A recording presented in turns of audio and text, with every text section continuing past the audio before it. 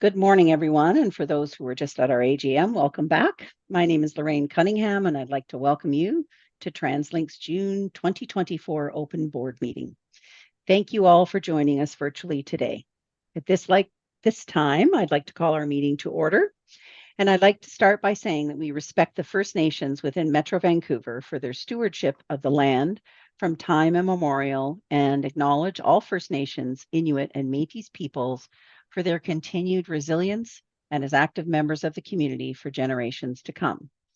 We recognize that in planning and managing this region's transportation system, we have a role to play in supporting reconciliation.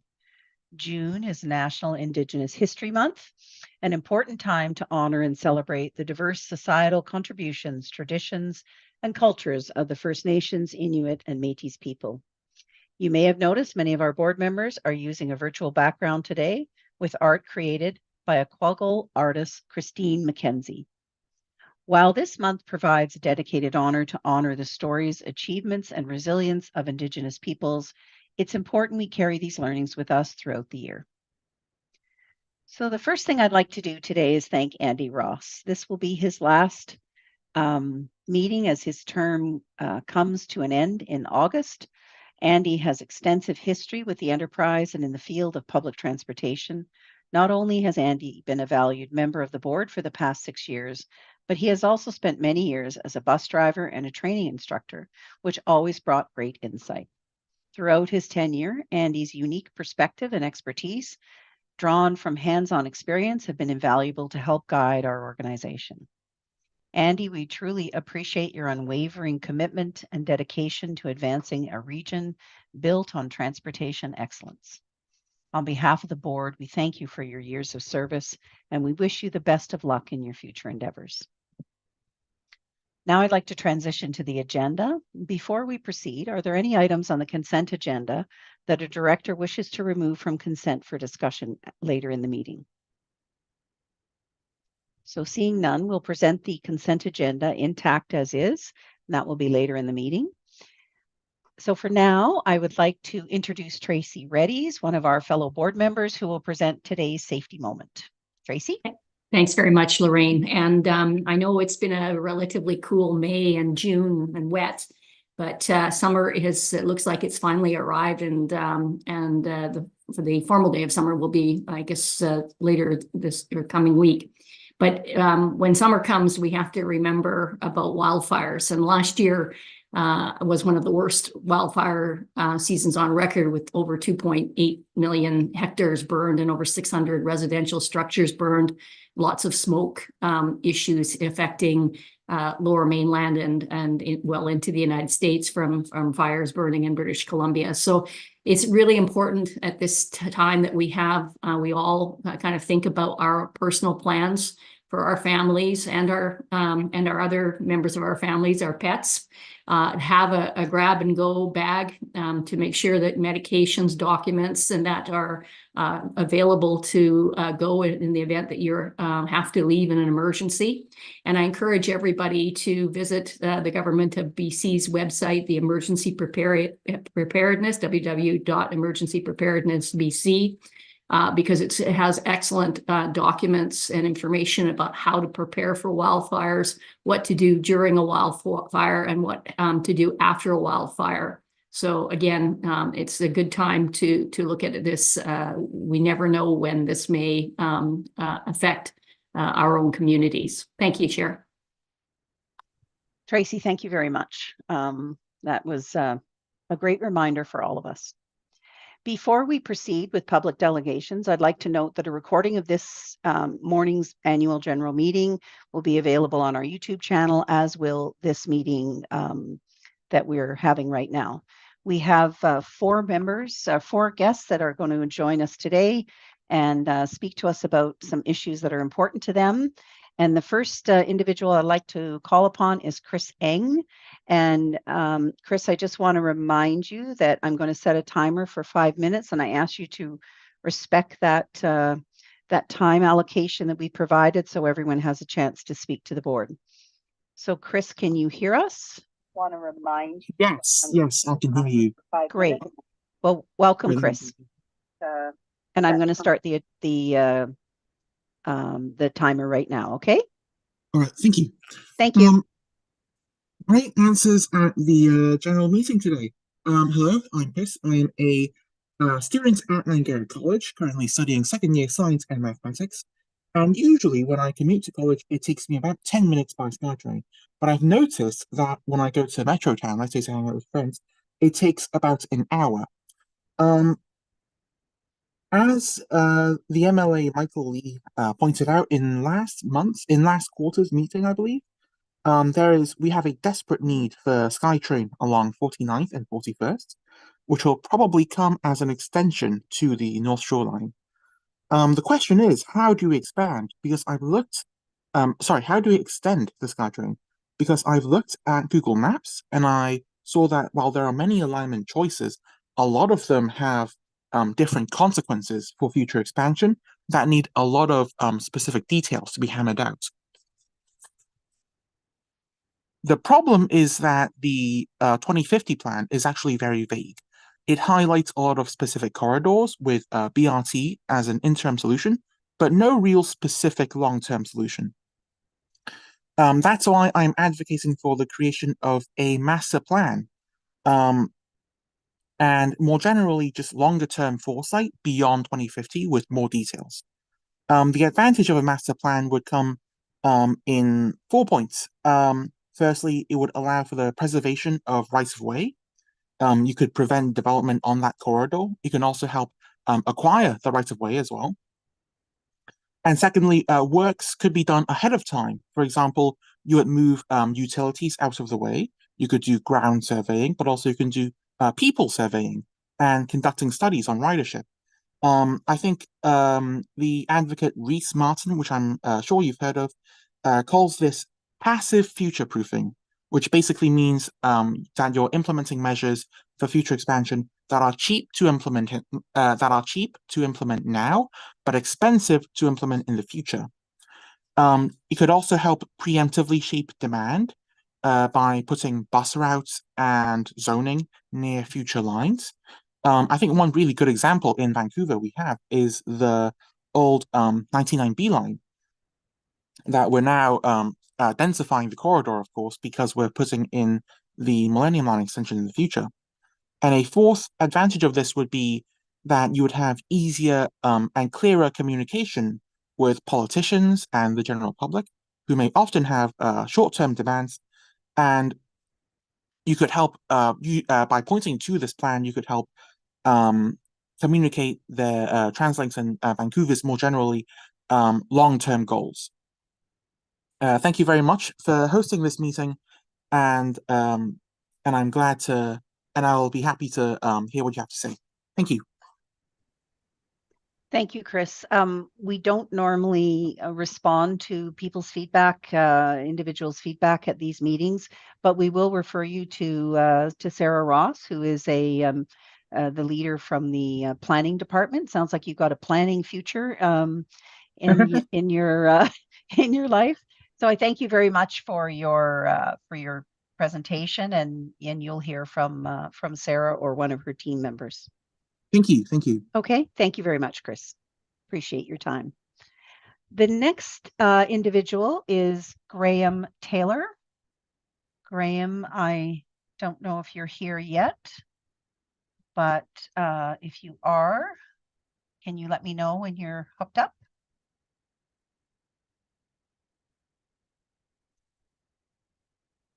Graham, can we? Graham, I think you're on mute. Are you able to hear us and unmute yourself? Yes, I'm here. Great. Great.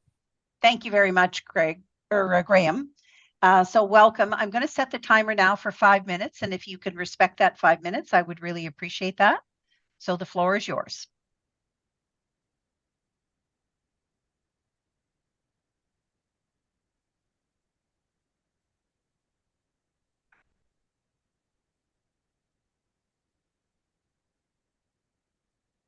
Hello, I am here Graham. I am in post-secondary currently. I live in Surrey. I want TransLink to expand their revenue sources beyond traditional means. Here for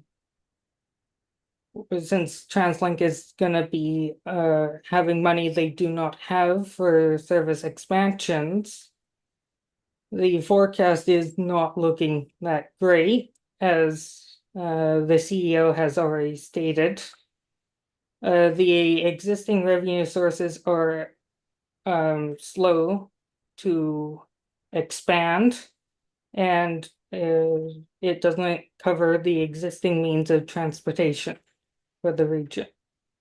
We've reduced, but first we need to reduce the operation cost to make a service expansion a whole lot easier and reach more people sooner. With improving sea bus speed, we can reduce the vessels required down to 2 during rush hour. If the mayors and TransLink can get a speed exemption for the Burrard Inner Harbor. And it won't impact operations due to the vessel's design. CNBC is doing great work. Keep up with it. Removing the artificial cap at 80 kilometers and expanding it to 100 to 140 kilometers can decrease the amount of units needing to be available during rush hour, keeping maintenance on time, and give a better benefit to people traveling longer distances. The North Coast Express from Whistler to North Vancouver would be great for recreational and expanding the reach of TransLink.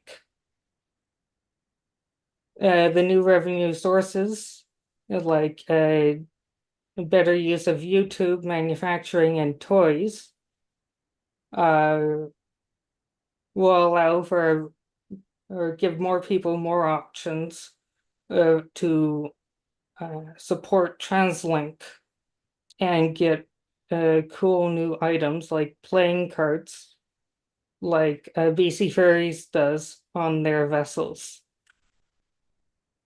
The using existing IPs from other for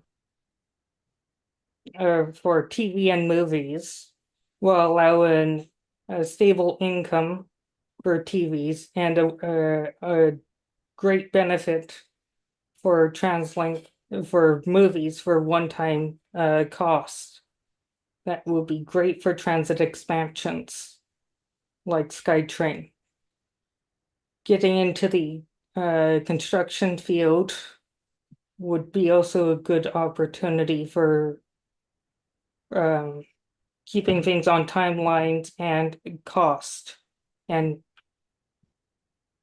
But the main one is consulting work that TransLink should look into to help other municipalities beyond BC, along with getting a new or a better revenue source.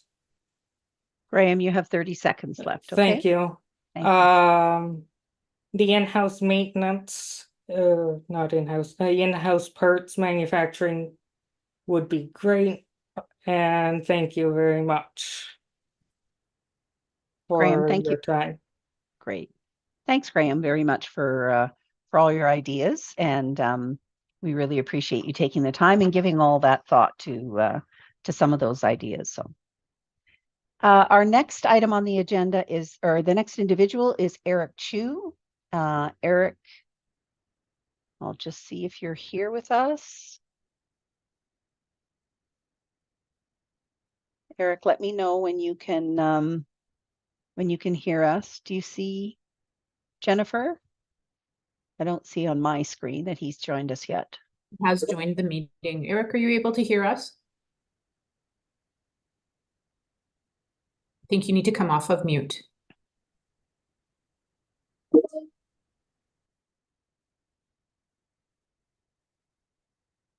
Eric, are you here? Eric, you're on mute. Are you able to unmute yourself? How about now? There we go. Perfect. Eric, welcome. And I'm going to set the timer now for 5 minutes, and I appreciate if you can respect that time. All right. Okay. Do you guys have received the document or memo that I got Cecilia to forward to you guys just before I start, just because I would Yes. be referencing that? Yes, all the board Okay. members received that yesterday. So thank you for Perfect. Okay, thank you. Okay, so my name is Eric, and I'm a resident on 2600 Van Ness Avenue. I'm speaking about the 29th Avenue Propulsion Power Substation project, so also abbreviated as PPS. Now, the PPS is supposed to be installed to maintain the redundancy level for increased service levels in the future. However, there are many concerns about building it at the select location. So there are issues with the location itself. There are issues with the road encroachment, with the environmental and sustainability, and also neighborhood issues. So what we want is have transparent discussions between TransLink and residents about this project. And we want TransLink to consider alternative locations and have solutions that are actionable and concrete based on what I'm about to detail for you guys. So what is this PPS project? Well, it's supposed to be a construction of a large structure, a concrete bunker basically, a sidewalk, and also pavement for facility parking, all for this PPS structure. And I refer to you to now figure 1, the location of 2600 Van Ness Avenue. You'll see that's actually a short street. And not only is it a short street, this street is actually half the width of a typical residential street. It's only 33 feet versus a typical 66-foot wide street.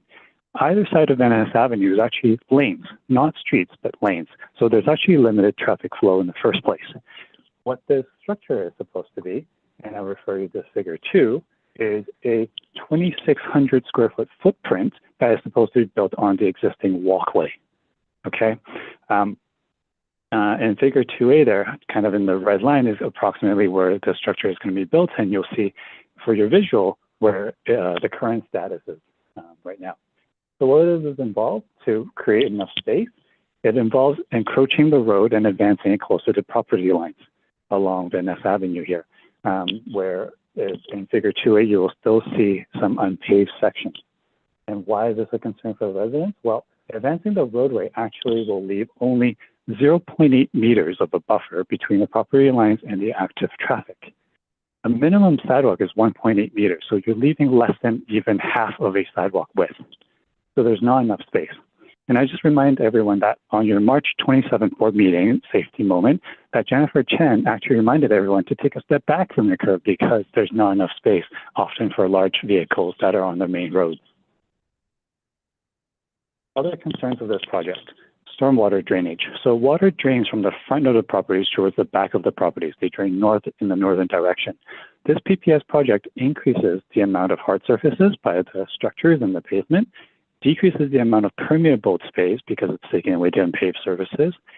And also it's going to be involving removing the current vegetation and trees along this roadway. So how do we deal with extreme weather conditions with increased drainage issues if you're taking that away from the residents here? And you're going to increase the risk for flooding on properties. Also, trees will be trimmed. Now, it sounds okay to be trimming trees, but these trees will become non-viable. So these trees will have to be taken down or else they will cause hazards for falling. And I will refer you to figure 3 now. In June 2019, along Van Ness Avenue, along the Greenway, there were actually lots of trees that were maintained by SkyTrain, by TransLink. However, by October 2020, signified by the red circles, all of those trees were cut down, clear cut, over 15 trees. And the yellow section will be the trees that will be sacrificed by this project. So again, with our extreme weather conditions and the forest fires that Tracy had talked about even in today's meeting, you're sacrificing the residents' ability to deal with these extreme weathers. On top of that now, adding these structures into this quiet residential area, and it's not even close to 29th Avenue Station. This is over 400 meters away from the SkyTrain station. For the nearby PPS and the nearby stations, they all have graffiti that are not taken away. And both the RCMP and the city have mandates for prompt removal of graffiti because it's associated with increased crime and vandalism. So you're introducing that into a local, quiet residential neighborhood.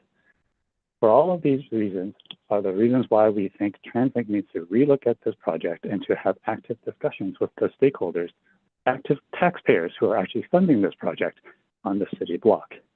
There are some alternative locations that I think TransLink can consider. 29th Avenue Station itself is a large flat bus loop that there's lots of space for availability, and we want these issues that we have raised to actually have resolutions.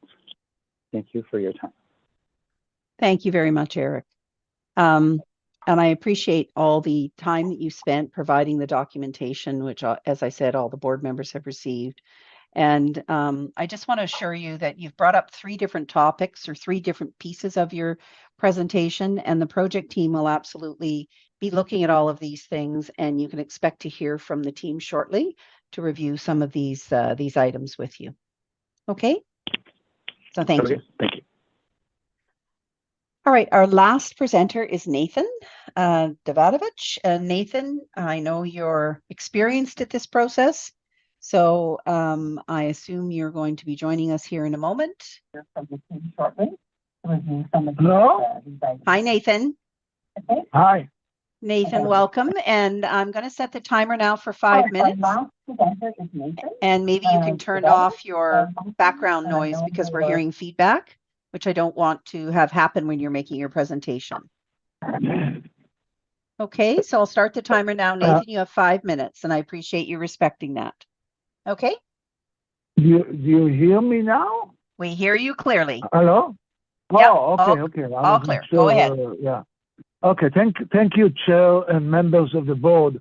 My name is Nathan Davidovich, and I'm a member of BC Forum, BC Federation of Retired Union Members. Forum support the BC Federation of Labor 10-year transit plan called Connecting BC, which is way better than TransLink 10-year plan, Access for All. I would encourage everyone to watch the Toronto Transit Commission meeting on YouTube today in order to understand the differences between Toronto and Vancouver transit system.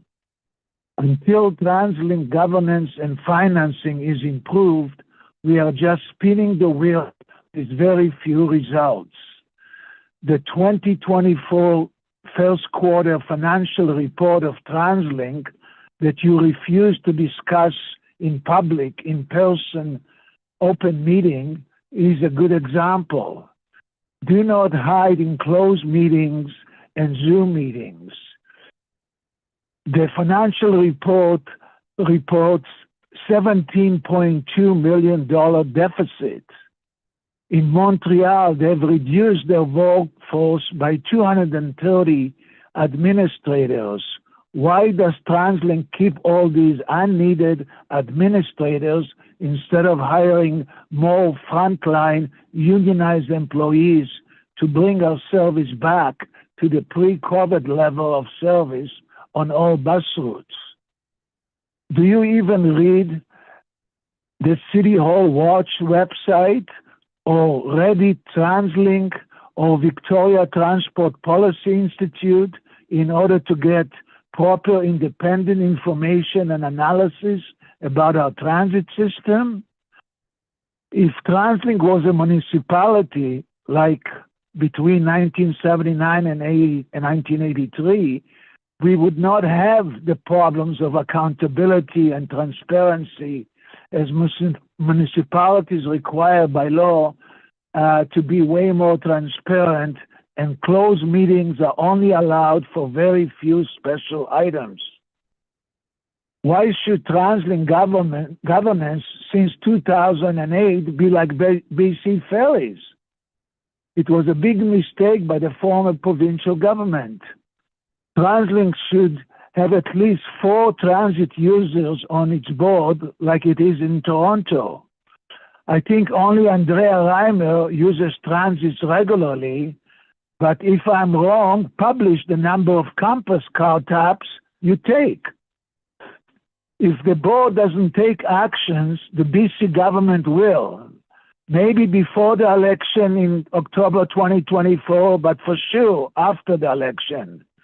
You need an independent audit like it's being done in Montreal and Quebec, not the efficiency review that your CEO announced an hour ago at your annual general meeting. TransLink has been around for 25 years. And why didn't you celebrate that anniversary? Why not? I can tell you why. No real improvements in our transportation system over the last 25 years. About 75% of all trips are done by cars, only 25% by transit, walking, and cycling, and micromobility. In most progressive metro areas in the world, the percentage is reversed. Only 25% by car and the rest by sustainable transportation. Thank you very much for hearing me. Thank you very much, Nathan, for your feedback, and we appreciate you spending the time coming to share your ideas with us. So with that, that concludes the list of presenters for today. And so I'd like to move on to item number 3 on our agenda, which is our CEO report. So Kevin, the floor is yours. Thank you, Chair, and good morning, everyone. Thank you so much for having me here today. Before I start my report, I also want to just take a moment to thank Andy Ross for your time on the TransLink board. Andy, it's been a real pleasure working with you over the years, and I've really valued your dedication and helped to build a very robust, sustainable transit system for our region. And so, on behalf of the TransLink team, we absolutely wish you the best on your future endeavors. I also want to take a moment to welcome TransLink's new Chief Financial Officer, Patrice Impey. And so Patrice was previously the CFO and General Manager of Finance, Risk, and Supply Chain Management with the City of Vancouver. So Patrice brings a wealth of knowledge to the TransLink enterprise, and further, her experience in funding advocacy and navigating complex finance frameworks will absolutely be a major asset for us. So welcome, Patrice. Today, I'll be providing updates on the recently approved 2024 investment plan, our local government funding program, the Bus Priority Vision Report, and how we're helping our customers reach their favorite outdoor destinations this summer. I'll also share some information on the recently opened FIBS Exchange, essential maintenance work at King George SkyTrain, and the Patello Bridge replacement project. Next slide, please. In April, we released the 2023 Transit Service Performance Review and 2023 Handy Dart Service Performance Review. And these reports reinforce what we already know and have been talking about a lot recently. First, strong ridership and record-setting growth have led to significant overcrowding on the transit system. And second, more and more people need our services, including Handy Dart, which saw a significant surge in demand in 2023. These reports really underscore how we must remain dedicated to ensuring our services align with the evolving needs of our customers. Next slide, please. As I spoke about at this morning's annual general meeting, the recently approved 2024 investment plan allows us to take some small but important steps towards addressing overcrowding and responding to our region's growth. Customers will begin to see some small temporary service improvements as early as September, which will include modest increases to bus service on some of our most crowded routes, some increased frequencies on SkyTrain, more cars on West Coast Express, late evening Handy Dart, and earlier C-Bus service. The plan also funds foundational investments in bus fleet and facilities, thanks to support from the government of BC that will prepare us to deliver the Access for Everyone plan as soon as possible, including bus rapid transit and electrification commitments. While the 2024 investment plan allows us to make some important investments in the system today, our fiscal cliff remains at the end of next year, meaning that we must continue to work urgently with our government partners to secure a long-term solution for funding transit in this region. Next slide, please. Also included in the 2024 investment plan is an additional year of funding for walking, biking, and road safety improvements. This year's investment will go towards 104 projects and the maintenance of the major road network, bringing better multi-use paths, walkways, roads, and structures to 23 communities across the region. Since 2017, TransLink has invested $884 million across 733 transportation infrastructure projects, building stronger and more vibrant communities and making it easier for people to move around the region safely and efficiently. Next slide, please. The 2024 investment plan also provides another year of investment in our bus speed and reliability program.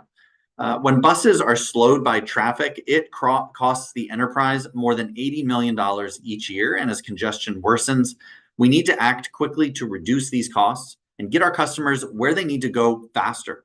For example, savings from bus efficiencies allowed us to reinvest in the system to launch a new bus route, Route 80 in South Vancouver. Our recently released Bus Priority Vision Report identifies 20 corridors that need bus priority investment to mitigate the impacts that we're seeing of growing congestion, ultimately saving time and money. Over the next decade, we will be working with municipalities to introduce more bus priority measures on each of the identified corridors, including things like dedicated bus lanes, queue jumps, turn restrictions, and traffic signal improvements. And while the 2024 investment plan provides us with another year of funding for the bus speed and reliability program, as well as our local government funding programs, without a new funding model, its future is uncertain beyond 2025. And so we will continue working closely with senior government partners to deliver a long-term funding solution. Next slide, please. Other recently completed work includes the King George SkyTrain station, which reopened a couple of months ago. I see Phibbs is up here. I think that Mike is going to be chatting about that. Why don't we jump to the next slide? And so at the King George SkyTrain station that just opened a couple of weeks ago, and Sandy will speak more about that later this morning. That station was closed while we completed critical maintenance work, including the replacement of an aging turnout. And so, what I really want to focus on is that during the closure, we adapted bus service around King George Station to ensure customers were able to get where they needed to go with directional signage and more staff present to assist travelers. And so, completing important maintenance work like this does help to ensure the SkyTrain system remains in a state of good repair and is reliable. And so I do want to thank our customers for their patience and understanding while this work took place. Next slide, please. Built 86 years ago, the Patello Bridge connects New Westminster and Surrey, serving as a critical transportation link for the movement of people, goods, and services. Last month, the province announced that the Patello Bridge replacement project will be completed in fall 2025. And so while construction of the new bridge continues, TransLink continues to perform regular monitoring and inspections to ensure the existing bridge remains safe for drivers, cyclists, and pedestrians. And this includes things like annual structural inspection using snooper trucks, railing inspections and repairs, and biannual hydraulic surveys to monitor the impacts of changing river conditions on the bridge. And so we will be continuing this maintenance until the new bridge crossing is complete and open to the public. Next slide, please. Finally, we are once again helping Metro Vancouverites get to their favorite destinations this summer. So starting on June 24th, summer service will connect customers to 11 popular destinations like Stanley Park, Lions Bay, and White Pine Beach. And so as part of these changes, we're also bringing back the bike bus, serving cyclists traveling between Bridgeport Station and Tsawwassen Ferry Terminal on Fridays, weekends, and holidays from June 28 until September 2nd. This year, we've also added an additional interior rack to each bike bus, increasing the capacity of each bus to 10 bikes. As our region continues to experience rapid population growth, these seasonal service changes help us adapt transit service to really meet customer needs. Next slide, please. As I noted in this morning's annual general meeting, I just want to reinforce our commitment to addressing the funding gap before we close here today. And so, as you know, at the end of last year, I did initiate an independent efficiency review to find opportunities for cost savings and additional corporate efficiencies. And again, that review is wrapping up, and we'll be sharing the results and our response shortly. And in addition to finding efficiencies, we're also looking at what transit service reductions could look like in the future should an alternate funding model not be found. But as we move forward, our commitment to fiscal responsibility and service excellence is unwavering, but we're also mindful of the need to balance moving swiftly with thoughtful analysis. I want to thank you all so much for your time today, and I'm happy to answer any questions that you may have. Thanks. Thanks very much, Kevin. Any questions for Kevin in regards to his report? All right, well, seeing none, then we're going to move on to BC Rapid Transit Company. So Sandy? Thank you, Chair, and happy to give the board an update on all the things going on at BC RTC. And if we can flip to the next slide, as usual, we organize all our actions around our 3 priorities. We want to provide excellent service every single day. We have an ambitious growth and expansion program, so we want to be ready for our future. And it all only happens if we have a healthy, motivated, and fulfilled team. So our culture is really important for us. And many of our activities are geared towards making sure we have the team for our service and for our future. Next slide, please. In the last quarter, our metrics remained very strong in terms of delivering the service that we're expected to deliver. Ridership continues to recover. We're providing on-time service and all the service required of us while maintaining good customer satisfaction ratings. And essential items like our elevating devices, their availability, and our rail grinding program continues to impress. One metric we are keeping our eye on is on-time performance. In Q1 this year, we encountered several issues which delayed our trains for various reasons. Our team is on it, and we expect to see this metric improve in the coming quarter. Next slide, please. As Kevin mentioned, it's imperative that we maintain a state of good repair. Our trains simply won't run safely, efficiently, and on time if we don't look after maintenance. So several projects underway or completed in the past quarter. We replaced a switch machine at the near waterfront station.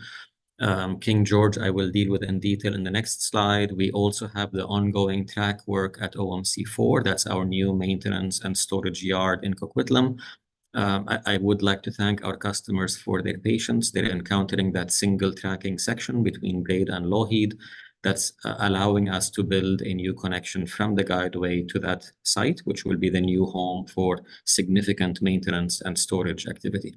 We continue with the Expo line replacement program to reduce noise impacts and make sure that we renew the status of our critical rail infrastructure.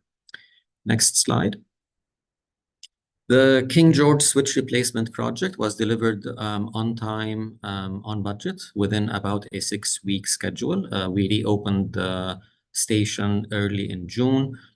6 weeks of work was enabled by having that station closed. We were able to have an efficient schedule, a safe work zone, and be able to finish the project faster and more cost effectively by closing that station. Fully understand we inconvenienced our customers who had to use the bus system to move over to Surrey Central. We worked closely with our colleagues in the bus company and, of course, with a robust communication campaign to make sure we prepared our customers as best as we can. And now the station has reopened. What this allowed us to do was combine maintenance at the station with the works on the tracks. So we were able to give the station a facelift with new lighting, cleaning, finish the platform retrofits to enable the Mark V's to use that station, and some utility repairs. So this is an example of how we're innovatively thinking of our maintenance projects as combining as much work as we can to minimize future disruptions to our customers. Next slide, please. In addition to King George, we have an extensive station cleaning program.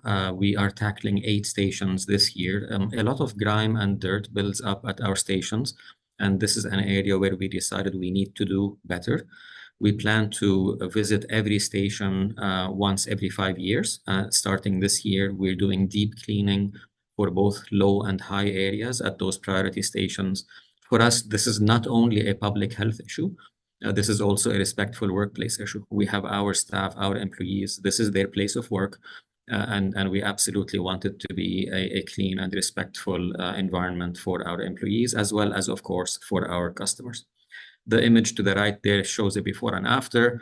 We saw many of those pictures as the teams came to us and showed us simply how much dirt had built up, and this is a situation we want to avoid in the future.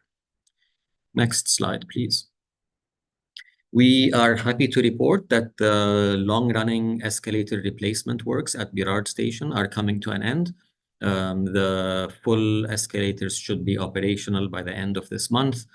These would be modern, more reliable, safer units, adhering to the latest standards for our station escalators. With the completion of this work at Birard, all the original Expo line escalators would have been replaced. This is a significant milestone for us. We'll continue to be on top of escalator and elevator devices, both on Expo, and we move on to focusing now a bit more on the Millennium Line. Next slide, please. Switching over to activities supporting our expansion program, the Broadway subway project achieved a significant milestone with the substantial completion of the tunneling works. The province announced a new schedule for the project to open late in 2027. Our teams continue to support that project with testing and commissioning plans, resource planning, training plans, and ensuring that when it's handed over to BCRTC, we'll be able to seamlessly run our system all the way to our Arbutus station as an extension of the Millennium Line. This will be a significant 6-kilometer extension of the Millennium Line, and we very much look forward to serving that Broadway corridor for our customers. Next slide, please. A very visible part of our expansion program are our new trains. The Mark V trains are becoming a reality. We have the first train being tested on the system. The second train is undergoing testing in Kingston and will be shipped to us later this summer. By the end of this year, we expect to have one train in service, and then through 2025 and 2026, those trains will be rolled out. Our customers will get the benefits of expanded capacity, safer, more reliable trains, allowing us to also start retiring the older Mark I trains from active service. Next slide, please. To be able to run an expanded system, we had run out of space at our control room. So we are well on the way to opening our new control center. That's the building in the top right image. The civil works are almost complete, and we're now transitioning that project to a system integration project to get the data center and the control room up and running. If all goes well, we are on schedule to opening that building in the first half of 2026, well in time to help us operate the Broadway subway project. Next slide, please. Behind the scenes, we need to upgrade our maintenance facilities this month. Very happy to announce that we opened the new shop for our guideway team. This is the team that looks after all things related to the track works. They had been operating out of almost a temporary old cramped building. So we were able to provide them with new facilities, and we opened our new guideway shop in June. The teams are actively in the process of moving in and commissioning that building. Demolishing the old shop will allow us to start working on expanded maintenance capacity at our OMC yard at Edmonds. Next slide, please. Moving on to the people and culture side, I will just focus on many activities we had in the past quarter supporting women in maintenance. We're actively recruiting more women to join our maintenance teams, and our biggest advocates are the team members already on our staff. So we're engaging in meaningful and deep conversations as to how we can make BCRTC a better and more supportive place for women in maintenance. And this included little things, but important things. For example, personal protective equipment, PPE, designed and tailored for women is a very small change that we can make. And this came as a suggestion, and we are actively making that happen. And doing a lot of listening and learning and understanding how we can be an attractive employer to attract more women into our maintenance team. Next slide, please. On April 29th, we commemorated the Day of Mourning. This is a somber day to remember people we have lost in the workplace or people who've been badly hurt. This was a joint management union ceremony where we talked about the importance of safety and the importance of going home healthy and safe at the end of every working day. joint responsibility between the company and our workers. And this is not a journey with a destination. It's an ongoing journey of being aware of safety, both at the personal level and for our colleagues working next to us. Next slide, please. Great to see some campaigns helping the less fortunate, driven by our employees, working with the local charity Working Gear. Our teams have donated personal protective equipment in the form of work boots. Fantastic initiative to see our teams pitching in and helping those who need a helping hand. Next slide, please. And finally, we had a smallish Canucks run in the past few months. The reason we put this slide up, it was an employee initiative asking, hey, can we show our colors, show our support by putting up a banner? It went from idea to execution in 2 days. So fantastic work by everyone to make it happen. This was in our yard, but visible to our customers as they traveled through that section of track in Burnaby. It didn't last very long, unfortunately. The run came to an end, but as we always say, there is always next year, and we look forward to that. Thank you, Chair. I am happy to take any questions from the board. Thank you very much, Sani. Any questions for Sani in regards to his report? Andy. Thank you. It's not so much questions. I just want to comment on 2 parts of the report. Firstly, on the day of mourning, I do appreciate the memorial that you did and emphasis on safety. We always talk about it, but it's good to see it demonstrated. And thanks to BCRT for doing that. I also want to comment on your report on the whole issue of making the workplace more user-friendly for women and for all others. While I realize this is a small step, it's heartening to see that happen and see that roll out. And our workforce is changing, both gender and diversity, and all of these steps to make the workplace more inclusive, I think, should be commended, and encourage you to keep on pursuing that in the future. And congratulations on the first step. So thanks a lot, Sani. Thank you, Andy. Thank you. Andy, I have a question, well, more of a comment, I guess. In your report on the ridership, you talk about 25.3 million, which is over 2 million more passengers than the first quarter of last year. And then you're expecting more increased ridership. So I see the new train sets won't be usable until the end of December. So I'm just wondering how you're going to manage, like, are you going to help try and manage people on the platforms, or what are you going to do to try and manage this incredible growth in the demand of usage? Yes, thank you. We maybe building on some of Kevin's comments, we are seeing this very rapid expansion in ridership, which overall is a great thing. And coming out of COVID, our teams have been responding to the recovery and rail ridership, and so far we are able to manage the crowds and our customers.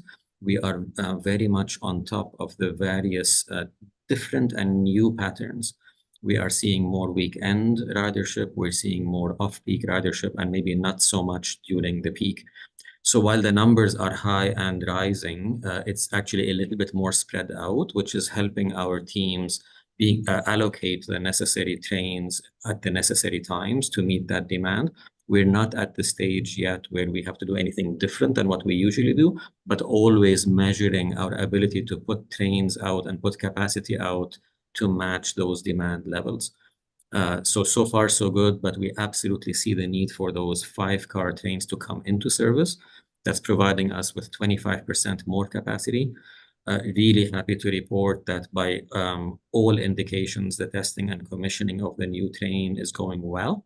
We're quietly confident that we'll get that first train in service by the end of this year.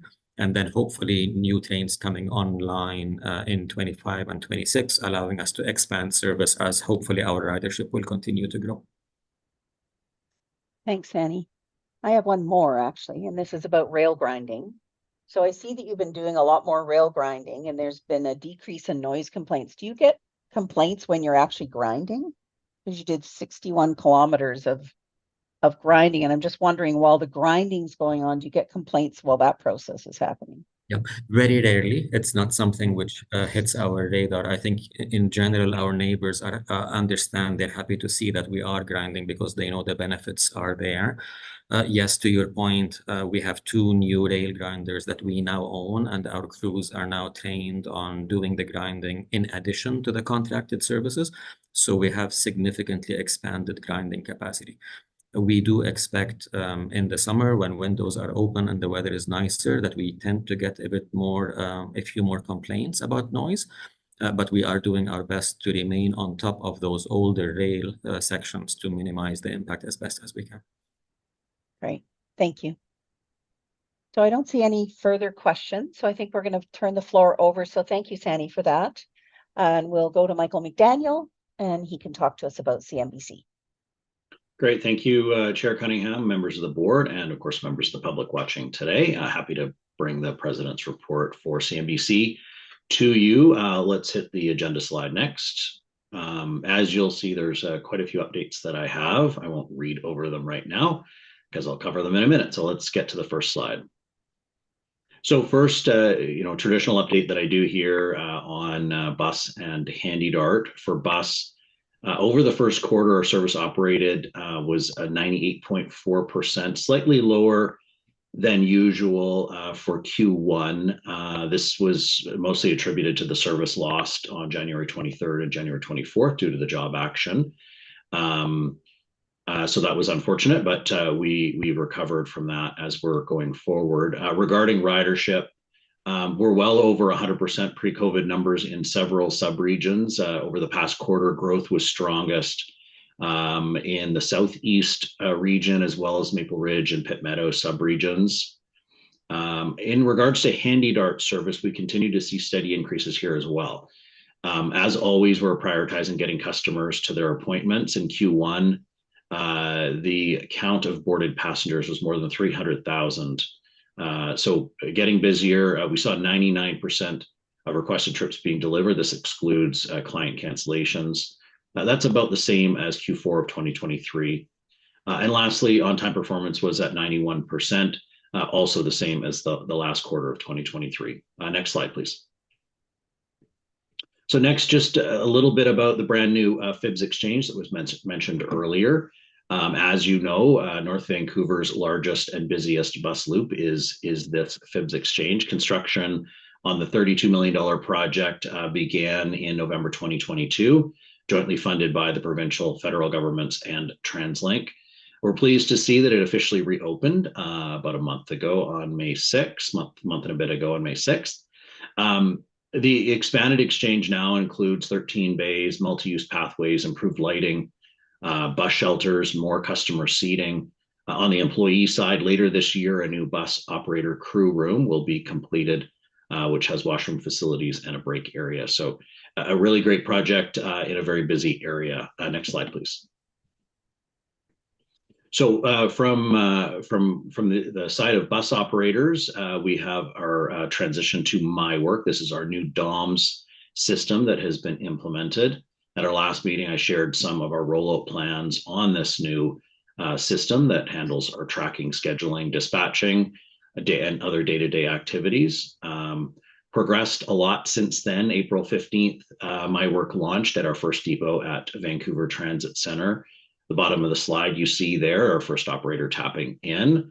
On the top, you'll see some of the new screens that display available work and other information that's pertinent to operators. As of right now, My Work is in place at 4 of our 6 depots, and the transition will finish at Port Coquitlam and Burnaby transit centers on Monday.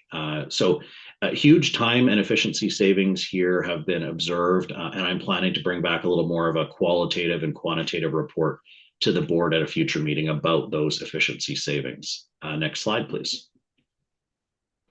So from operations to maintenance, at CNBC, we're always focused on continuous improvement, especially through projects using lean methodology. The fleet overhaul area was recently selected as a candidate for the continuous improvement project, focused on their inventory parts function. You may be familiar with fleet overhaul as the garage where a lot of heavy maintenance occurs, taking buses down to their skeletons for a complete overhaul. or a major repair after an accident. But this project focuses on their second function, are building parts. In fact, Fleet Overhaul is actually CMBC's largest parts supplier or distributor. They provide more than 900 parts from passenger seats to electric drives to all of our 6 garages. With a total budget of $22 million a year, staff range from mechanics to electronic techs, painters, body persons, welders, machinists, upholsterers, service persons. And with such a big role at CMBC, we want to make sure that Fleet Overhaul is functioning as effectively and efficiently as possible. The continuous improvement project aims to improve performance, whether it's increasing quality, eliminating time waste, or reducing overall costs, or all of the above. So we will be reporting out on that at a future time, let you know how all of that went. Next slide, please. Also on the maintenance side here, just an update regarding steps towards achieving our climate goals. Renewable diesel is a fueling source made from fats and oils and is being introduced to our fleet. Surrey Transit Center began using the fuel quite a while ago now, December 2023. And then this past March, we also introduced it at Port Coquitlam Transit Center. The renewable diesel is one more method for reducing consumption of our traditional diesel fuel. To date, we just have 2 depots using the fuel. About 2,500 tons of carbon dioxide equivalents have been avoided, and so that's a great first step as we're going through our journey. Next slide, please. So as we're approaching some summer weather, as was mentioned earlier, the bike patrol is back. You may recall the bike patrol from several years ago. It is now back. Our transit security officers are paired up and trained to attend to employees via bicycle. This is focused in the downtown Vancouver area and really for places that are inaccessible to cars, and it's been well received already. This year they've been active since April, and they will be out there until September. They work closely with all downtown bus routes and attend CBus and engage in proactive security measures. And we'll be working also with other bike patrols that you'll hear about in just a few moments. Next slide, please. So on to CBus. With all things on the road, we also are on the water, and safety is number one there as well. CBus follows Transport Canada regulations, and with all of our 4 vessels runs about 182 training drills each year. Just last month, the life raft deployment exercise took place on the Burrard Chinook, and volunteer employees played the roles of passengers. The exercise tested coordination, communication, and emergency response. And as you may have heard, actually, just days after that, when a float plane unfortunately collided with a recreational craft, our CBus crews diverted one of our vessels to get ready to assist on the scene. Fortunately, other vessels showed up just before that. Next slide, please. So that brings me to an end. Just a couple more shots of our drills over at CBus, and I'm happy to answer any questions that the board may have. Thank you. Thank you, Mike. Any questions? Andrea. Thank you, Chairperson, and thank you, Mike. I did have a question about the renewable diesel. Well, I mean, about the renewable diesel, but probably more importantly, we're using it as a bridge to electrification, as you note in the report. Can you talk a bit about what the plans are for electrification and some of the main barriers to accelerating that? Yeah, thanks, Director Reimer. The electrification is kind of our big transformation exercise that we're on, and this is more than just buying a new fleet. It also includes new fleet, battery electric buses, but this is a transformation from everything from how we schedule to where we put our buses, looking at our topography, weather conditions, our infrastructure, our charging infrastructure. And so to your question of what are some of the challenges, it's kind of all of the above. It's not just replacing a diesel hybrid bus with a battery electric bus. We have to account for many other things, including charging infrastructure, and fleet. One I think the other barriers that probably make sense is that the timing of all of that is actually of greater importance. So before, we would just order a diesel hybrid bus and we would already have our fueling in place. Ordering a battery electric bus, the timing of charging infrastructure, whether that's in depot or en route, needs to obviously be there at the same time. So one of the ways we're approaching this is our latest procurement of 57 battery electric buses for Port Coquitlam Transit Center that I've mentioned at the board before. We've actually taken a procurement approach of a turnkey. And so the charging infrastructure, both in depot, en route, and the rolling stock of 57 buses are actually being awarded to one bus manufacturer, and they are delivering all of that at the same time. This will ensure that we don't make the same mistakes that some other transit agencies have and are as we speak, where they are getting their buses, but they cannot actually run them because their charging infrastructure is not in place. To bridge that, of course, we are doing things like our diesel, our renewable diesel, but it is a bridge. It is something to help while we get to our full electrification and decarbonization. Hopefully that gives you a couple of the highlights of what the challenges are. Yeah, no, it's really helpful. Thank you. Thanks, Mike. We're going to go to Director Ross. Thank you. Thanks, Mike. Two things. First one, I guess if people don't work inside CMBC, they may not realize the impact of my work, but it's a huge, significant improvement, and it's great to see it in. I just think back 41 years when I started tapping in. We were desperately searching for the pen so we could get in on the system. So kudos for getting that up and running. And I hear all reports I get back, it's being very well received. I do have a question though about HandyDart.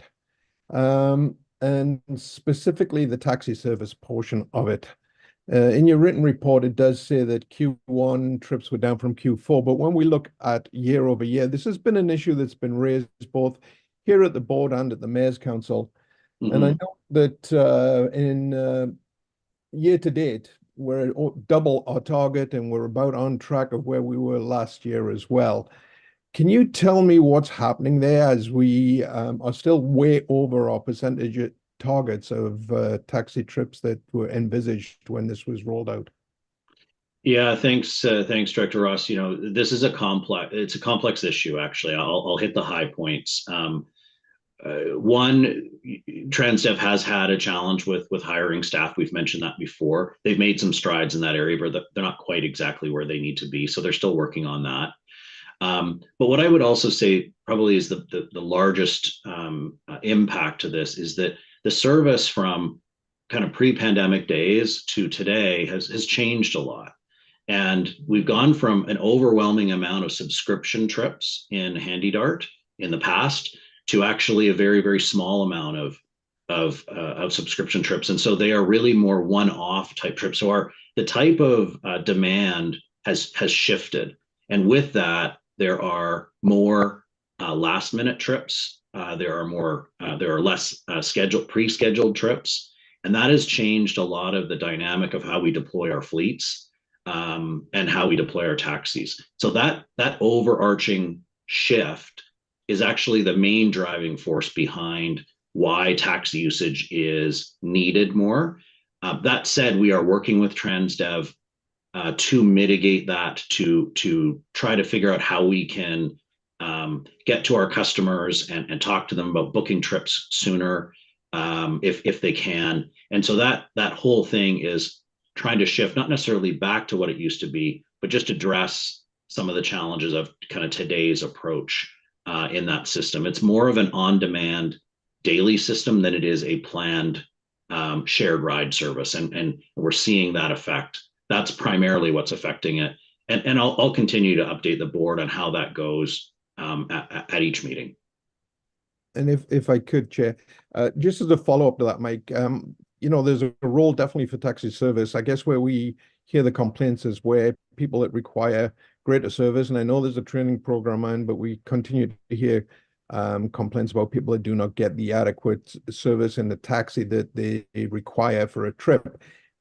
Is that documented anywhere? Is that information fed back from TransDev to you and recorded somewhere? Because I think that's the crux of it, not the total number of trips necessarily, but those that didn't adequately meet the needs of the traveling person there that's requesting it. Is that documented or reported out? Because I haven't seen those numbers. Yeah, it is in terms of just general complaints, and of course it falls into different categories. But it is another area of work that TransDev has been doing and continues to do with taxi companies in regards to training. It is an ongoing challenge because, of course, we do have multiple taxi companies and staff change at times throughout those companies as well. So it's a little bit different than having a staff of 500 at Handy Dart that can be trained and is a little more consistent. But they are working on that, and yes, the complaints are recorded. We do see those. We do work with them on that. Thanks, Mike. Thanks, Andy. Harj. Thank you, Lorraine. Mike, I just wanted to comment about the My Work, and I think it's really important to note that it was a very large and complex project, and took quite a bit, and it's been, by all accounts, very successful rollout. I'm just wondering, from an operator point of view, were there any outstanding issues, or what's been the general feedback from the operators? Yeah, it has been. I knock on wood, as I said. It's almost fully rolled out. Yeah, it has actually gone quite well. There is a lot of work in the background, so I don't want to oversimplify the work that the team has done, because it's been a significant push. It has been received very well, actually. I think probably better than we thought. We've done a lot of things with our transit operators to help that in terms of information and training and communication. But I think it's been really well received because they do get advantages from it. Our phase 2 work, which we're not done yet, but our phase 2 work, as we've reported to the board before, will end up being a paperless bidding, a shift pick. And so if I know some of you have been in the depots when we were doing our signups, and of course our big consolidated sign up through the summer for the September sheet, and it is to say it's a very antiquated paper-based function would be a dramatic understatement. That is going to, in our phase 2 work, move to a complete digital function, and that is where a lot of the time savings will happen. Not just time savings for the company, but time savings for our employees as well for picking their shifts. So it has been really a kind of full success so far, and we don't always say that about complex projects. So so far so good. Thanks. Thanks, Harj. And I'll go to Director Sandhu. Sure. Yeah, Mike, my question more around overall, we've outlined various propulsion technologies here and talking about renewable diesel and now electrification. When we look at this on a grander scheme of things, there's our corporation itself as a transit authority. There's also the broader transportation trends you're seeing globally and across North America. In that context, I just like maybe if you can comment on how are we diversifying our fleet?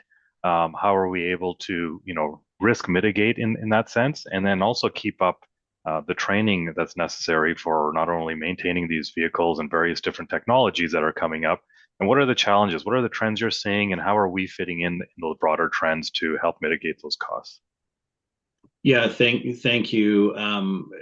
This is part of that complex answer I was mentioning earlier. This is a transformation, and so you've noted a couple of the things. We have a very, very large team here that is well trained in what we're doing today. We need to transform that as well, and so we need to, and we also have to live through that transformation. We're not going to flip a switch and have battery electric buses all at once. So we're going to have part of our team still remain up to date on training for today's buses, as well as we need to train and hire new staff for new technologies. So that is one of those challenges that we're working on as we speak. A lot of that goes into a zero emission fleet transition plan that is a very robust plan that we are 99% complete on, that gives us a bit of a roadmap on what we need to do when we need to do it, and it includes all of that. I would say in terms of trends in the industry, one of the things that some transit agencies are doing to diversify is looking at hydrogen fuel cell. We will be looking at hydrogen fuel cell as well. As we've mentioned before, we aim to do a pilot. One of the challenges with that in a number of jurisdictions, ours included, is just the readily available fuel source in the right locations, it doesn't exist right now. At the same time, you hear announcements every day about projects that are coming online. And so as those come online, it gives us more flexibility to look at that as an actual alternative or as an addition to diversify our fleet. I want to just note last that we've actually had electric buses for 75 plus years with our trolleys, and we are renewing our trolley fleet over the next number of years, fully renewed by around 2028, 2029. And we're also looking at seeing if we could expand that network with the technology of today of coming off wire and going back on wire. Are we able to actually have more than 262 trolley buses? And if we can, it actually, back to Director Reimer's question, it will actually speed up our transition to electric buses because we've already got the infrastructure in place. We don't have to worry about that. So we are working on that. It's not as simple as I've just described, but it is an area that we're looking at for kind of trends in the industry, and it is a challenge that we're working through overall. But thanks for the question. Thanks, Mike. Thank you, Harpinder. So I don't see any further questions, Mike. So thank you for your report. Thank you. And we're going to now ask Chief Muir to present her report. Yeah, thank you, Chair, members of the board and public. I'm really pleased to provide you with an update on the activities of Metro Vancouver Transit Police. Some of the key topics will include the 2023 strategic plan highlights, training and operational updates, as well as some personnel updates. Next slide, please. So our 2023 year-end strategic plan, it's been published, available on the Transit Police website. It covers Transit Police progress and achievements over our 3 core pillars and 19 key performance indicators. 4 highlights from the 2023 report include the establishment of our Community Safety Officer Pilot Program, with the first 2 classes having been hired, with 1 deployed by the end of last year. Expansion of our See Something, Say Something campaign, with thousands of additional decals and ads placed on all modes of transportation has occurred. Thirdly, reductions in the volume of reported crime, despite a 20% increase in boarded passengers. And finally, increased referrals for mental health support and a corresponding decrease in apprehensions under Section 28 of the Mental Health Act. Next slide, please. Regards to training in Q2 of 2024, there were 4 one-day experiential Indigenous learning sessions. It was an honor to partner with the Kwantlen First Nation to deliver this important and impactful training that was taken by a combination of 209 transit police officers, senior leaders, civilian professionals, and police board members. Next slide, please. Our community safety officers, a 3rd class for 2024. So we have 10 community safety officers from our pilot project beginning their classroom training, and that occurred in April. Graduates from class 1 and 2 are assigned to the 4 patrol squads, and they're fully part of the Transit Police service delivery model. 3 CSOs from previous classes were recently successful in applying to be Transit Police officer recruits and started at the Police Academy. And by the end of the summer, 24 community safety officers will be fully trained and deployed on the system. Next slide, please. And similar to, as you heard earlier, transit security, the Transit Police Bike Patrol program has been relaunched. Over the summer months, you'll see members of our neighborhood police team and patrol officers out and around the system patrolling by bicycles, and just an excellent manner to engage with community. And we look forward to seeing you out on the system. Next slide, please. So for major event deployments during the Canucks playoff run, we saw the banner earlier, but Transit Police was busy during that time, working closely with Vancouver Police Department and on planning, communications, and deployments in the Vancouver downtown core and along the system. This included our involvement in several joint press conferences to convey important transit safety information due to the very full trains and buses. The transit system during that time was busy and crowds were large, but people very well behaved. And as we prepare for another summer of large events, as well as continued planning for FIFA 2026, this is a really important opportunity for us to work alongside our transit and policing partners. Next slide, please. Transit Police, we were very pleased to have graduated our first operations communication center graduate in April. And additional hires from our first class are still in training, and a further 2 operators began training in Q2 of 2024 to fill current vacancies. With high demand for train dispatchers and growing calls for service via 911 via our text service, the ability to train staff internally and supporting efforts to meet current requirements, this program is helping to serve and support these efforts. Next slide, please. And after 27 years of distinguished service in law enforcement, Deputy Chief Anita Furlan will be retiring from the Transit Police. Really want to take a moment to really thank her for her dedicated service for the past 4 years to Transit Police. And also like to welcome Randy Fincham, who will be taking over the role of Deputy Chief Officer in our Operations Division effective July 17th of this year. And thank you, Chair. Next slide, please. And I welcome any questions from the board. Thank you very much, Anita. Tracy. Thank you, Chair, and thank you, Chief Muir, for your report. I just wanted to acknowledge you and your team. Recently, a family member had an experience on SkyTrain that was a bit unsettling, and I just wanted to acknowledge how good the follow-up was from you and your team, and just express appreciation for that. You handled a lot of difficult situations very well and very empathetically and thoroughly, and I just wanted to acknowledge that we had that experience. So thank you. Thank you, Director, and I look forward to sharing that feedback with our team. Thank you so much. Chief, I have a question, and that is around the CSOs.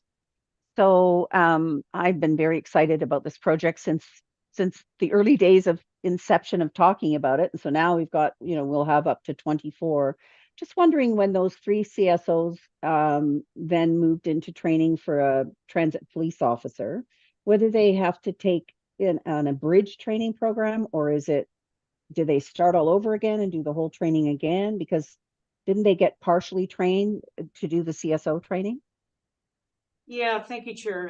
Yeah, it's a good question. So when they do attend the Justice Institute, they will do the full 3 blocks of training. So they will, partake in that. What I will say, though, through their involvement in the CSO program, it will provide them with a very solid foundation as they enter into that role. And, for us here at Transit Police with the CSO program, we look for 2-part. One, individuals that we can transition into regular sworn members of Transit Police, but also there's people who enter the CSO program for career decisions, and we look forward to having those individuals as well start and retain and remain in that CSO program for the organization. Thank you. I have one other question. I don't see anybody else. I noted in your report about the 38% increase in apprehensions of persons with mental health crisis. And I assume there's a trickle-down effect, because then that helps, first of all, prevents incidents potentially from happening, but also then any traumatization from people that are working in the system. So it's overall just a safety thing. And I'm just wondering where this is going and how, like I read in your report about all the additional training and sensitivity and trying, the preventative measures that I think we're taking. I just wanted a little more comment on that if there's anything else that you wanted to add to that. Yeah, no, thank you. In terms of, with the additional CSO presence on the system, we do believe, we obviously have more observation points. And, I think that's allowed for the opportunity, to engage with individuals. And I think your key point, Chair, is how do we, when we are dealing with persons who may be dealing with, mental health related concerns, how do we put them into a different stream, away from and to the proper resources. And that's exactly what we're continuing to do. Great, thank you. Well, I see no further questions. So Chief Muir, thank you very much for your report. And we're going to move on to item number 7 on our agenda, which is the Finance and Audit Committee Chair report. So I'm going to ask Alan Seckel to present his report. Thank you, Chair. I think many of the topics we covered in our meeting on June 10th, you've heard a little bit about through the management reports. But to start with, we received a regular update on TransLink and its operating company's commitment to providing a safe and healthy workplace for employees, contractors, and a safe transportation system for customers and the public. We considered enterprise safety initiatives that support the goal of eliminating injuries to workers and customers, and reviewed key performance indicators that are used to measure success.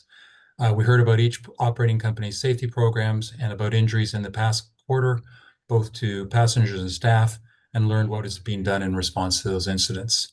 And finally, we learned about the steps to reduce historical hazardous materials in some of our older buildings. We then proceeded to get an update on the rail expansion program, its budget, schedule risks, and expected outcomes. You've heard a bit about this already from the management reports. As you know, the program consists of 3 main projects: the Broadway Subway project, the Surrey-Langley SkyTrain project, and the SkyTrain Fleet Expansion project. But there are also 13 other supporting projects, and management continues to monitor critical milestones on these all of these projects and report to the board accordingly. We then received a specific update on the Broadway Subway and Surrey-Langley SkyTrain projects that are being delivered by the Transportation Investment Corporation on behalf of the province. We spent some time understanding the recently launched work on the Surrey-Langley SkyTrain extension, where TransLink's primary role will be building a further operations and maintenance center called OMC5. We also learned how TransLink will work with the province, which is constructing the line, incorporating lessons learned from the Broadway Subway project. You heard a little bit about TransLink bridges earlier today. We were given a report on all of the TransLink's bridges, both the easterly one, the Golden Ears Bridge, all the way to the westerly one, Westham Island Bridge. And we spent specific time learning about the recent improvements to the Knight Street Bridge and some intended work that would be likely to be done on the Westham Island Bridge. TransLink is, of course, has a lot of capital projects that it has to consider, and many come and don't go forward. And so we considered TransLink's prioritization of capital projects given need and resources since 2020. You heard a little bit about low carbon fleet. We received a regular report on TransLink's climate action strategy and plan, which sets ambitious vision to create a climate resilient and net zero public transportation system. You may know that TransLink has several climate targets to be net zero greenhouse gas emissions by 2050, zero tailpipe emissions from the bus fleet by 2040. You heard a little bit about that earlier. And an interim reduction of 45% in emissions from 2010 levels by 2030. The elimination of tailpipe emissions from the on-road transit fleet is TransLink's biggest challenge to achieve the 2040 interim target. And we heard quite a bit from Coast Mountain Bus Company and Mr. McDaniel's report on the work that was being done, and you heard something about that earlier today. We also then received a report on sustainability in general, a report on TransLink's contribution to creating a sustainable region through the Regional Transportation Strategy, Access for Everyone, Climate Action Plan, and new mobility initiatives, and the entire corporate sustainability framework. The Enterprise Sustainability Group leads the development of enterprise-wide sustainability initiatives and supports the advancement of strategies and initiatives that align with enterprise priorities. And we received an update from that group on initiatives showing progress is being made on several key areas, including publishing the 2023 accountability report and progressing with the zero emission fleet transition plan, as you heard earlier today as well. And Chair, those are the items that took up the bulk of our time at our meeting on the 10th. Thank you, Alan. Any questions for Alan for those of you who weren't at the meeting? If you were at the meeting, you've already had your chance to ask all your questions. So, okay, so seeing none, we're going to move on to Andrea Reimer, who is going to present on Planning, Communities, and Communication Committee. Thank you, Chairperson. So we have now a joint structure with the Mayor's Council for Planning. So I'm going to report first on the joint planning committees, which included business that is shared by the Mayor's Council and Board, and then move on to the Board, Planning, Communications, and Communities Committee. So at the April joint planning meeting, we had the bus reliability report and bus priority. This report's now public. It was made public at the April Mayor's Council meeting, so the public is welcome to look at it. But to summarize, the Transport 2050 10-year priorities Access for Everyone plan has a goal of providing bus priority across the entire frequent transit network, and the bus priority vision establishes a shared understanding of the types of bus priority solutions that can be established across the frequent transit network, including future bus rapid transit corridors. So the report again is called the Bus Reliability Report, if you're looking for it on our website. We also discussed a staff report on investment in high delay corridors and some of the work that needs to be done there, as well as received an update, our first actual quarterly update on the BRT implementation plan since the 3 corridors were approved late last year. So at the May joint planning meeting, we spoke about the Driving Down Emissions report. It's a shared project with Metro Vancouver, and we received a status report from staff on how it's going. We also discussed local government programs funding update for 2024. And then finally, on the joint planning front, at the June joint planning meeting, we discussed the BRT customer experience vision, and staff presented a report and gathered input into that vision from members of the committee. Okay, so now I am on to our meeting last week, which was the Q2 Board Planning, Communications and Communities Committee. And we discussed a few things. We had a regional growth strategy amendment that went in on a site in Maple Ridge. We discussed the letter that was sent to Metro. This is a statutory requirement for TransLink to provide feedback on regional growth strategy amendments and how they might impact transportation plans in the region. We discussed our communications policy. It's a mandatory annual review that we did. No changes were recommended for 2024, but committee members did ask that 2 changes be brought forward for the future update, which include clarity around the role of mayors in regards to communications when they are also board members, to make it clear that they, of course, are free to talk in their role as mayors, and then the role of the provincial appointees on the board in relation to communications. We received Q2 updates on Indigenous relations, government and public affairs, communications, and customer experience, respectively. We had a fantastic report on public art initiatives, which the committee had asked for from staff, because there is always such a high interest in public art components of the different projects that come to the board. And it was really great to have the overview. For members of the public that are interested, there is a great map on the TransLink website that shows the 40 permanent public art installations across the system. And then, of course, there's temporary and through Art Moves, some activations that happen as well. We also learned that TransLink is in the forefront of transit systems in North America, both in terms of permanent public art installations, Indigenous art installations, and temporary installations and activations. Finally, we discussed the Transit-Friendly Employer Program, which was a program that provides organizations with an opportunity to provide subsidized transit passes to employees as a benefit of employment while being recognized with the TFE Transit Friendly Employer Certification. As frequent watchers of TransLink will know, this was launched to rebuild ridership coming out of the pandemic. Since its launch in November 2022, the program has grown to 36 regional transit-friendly employers, certified transit-friendly employers, and it provides subsidized passes to over 10,000 employees in the region. Of course, we're always looking to expand the program, and we discuss strategies for what that might look like. And that is my report, Chairperson. Thank you very much, Director Reimer. Any questions for Andrea on her report? Seeing none, a very comprehensive report. We'll move on to Director Dhaliwal for his IT Committee Chair report.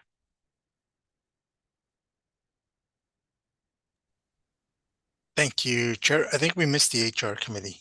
Oh, I'm sorry. Well, why don't we'll take you first and then we'll go to Andy second. I No didn't worries. want, Andy's leaving, so sorry about that. I think you caught both of us off guard, but that's okay. We can adjust.